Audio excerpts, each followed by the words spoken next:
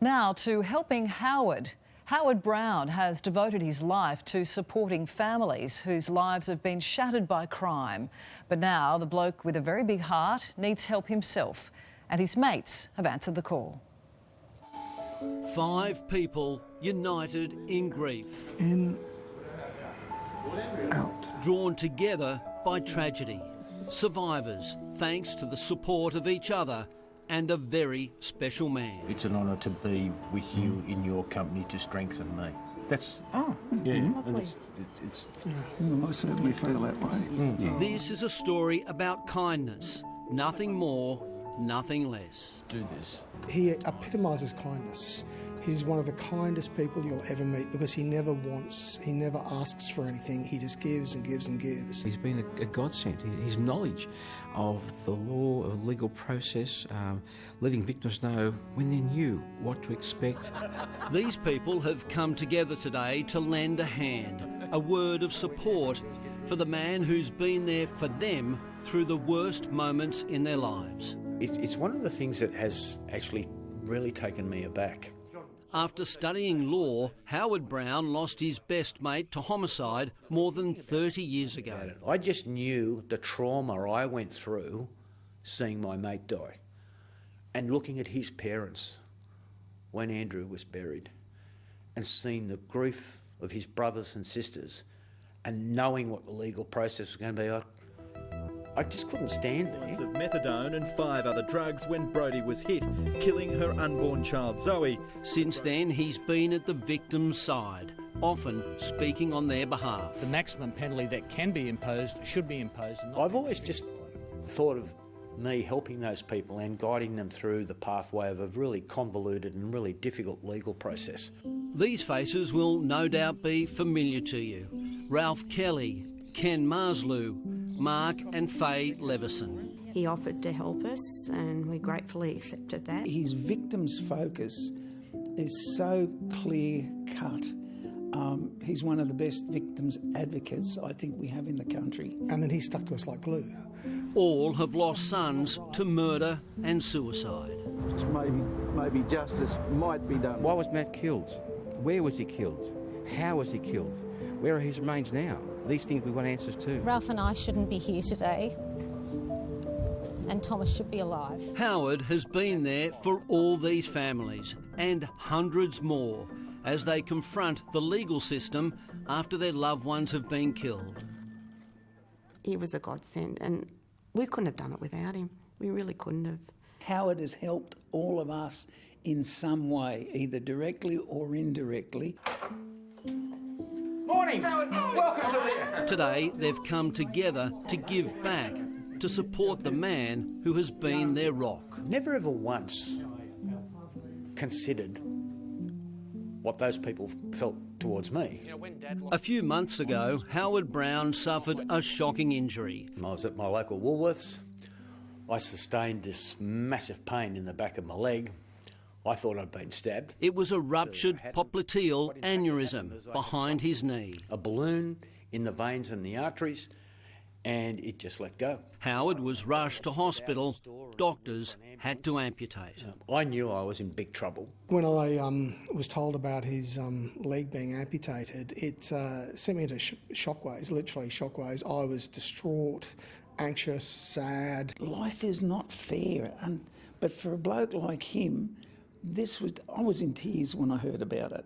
But Howard Brown is not a man to take a challenge lying down. Well, you've got more balance than I've got. Yeah, well, you're a reporter, mate. You've never had any balance.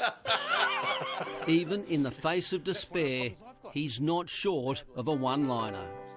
Confucius, Asian philosopher, said, "Man who loses leg should not live in two-storey house." But this one does. So, with the help of a current affair, Chris Kay and his team from Direct Lifts turned up to make life just that little bit easier. Someone like that who spends their life giving back, why wouldn't we want to do something nice, help him out just a little bit? The chairlift will be a huge lifesaver for me. Since I lost my leg, I've lost count of the number of times where the artificial leg has given way and I've gone down. As the guys from Direct Lifts got to work, This is where the real fun begins. Howard's mates showed up, basically to keep him out of the way. How are you, Marissa?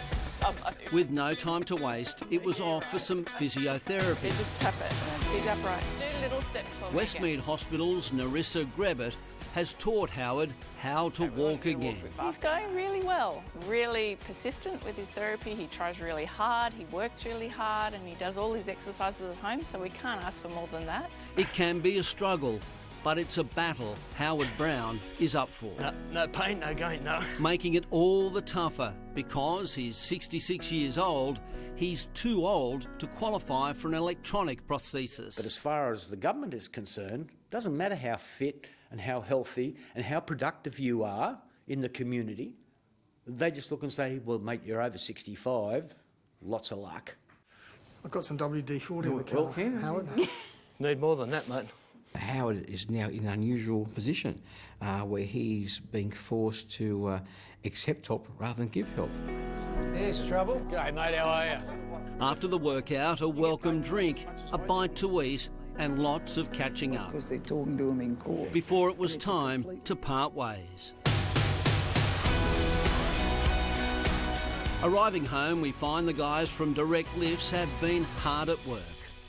Looks fantastic. Yeah, good. You want to go for a ride? Well, I guess I'm going to have to, aren't I think so, man. You're going to have to learn how to use it? Yeah. Now you can put your handrails down. After a few quick pointers, Now hold it down the entire time that you're going, okay? he's off. Just hope it doesn't come down twice as fast. Make no mistake, this will change his life. I have been blown away at the number of people who I've helped who are all of a sudden coming back saying, what can we do to help you? It's very humbling. He gives. He never takes. He just gives and gives and gives. He keeps saying that, well, you know, you've lost a child. I've only lost my leg. And you can be sure the next family that needs Howard's help, he'll be there.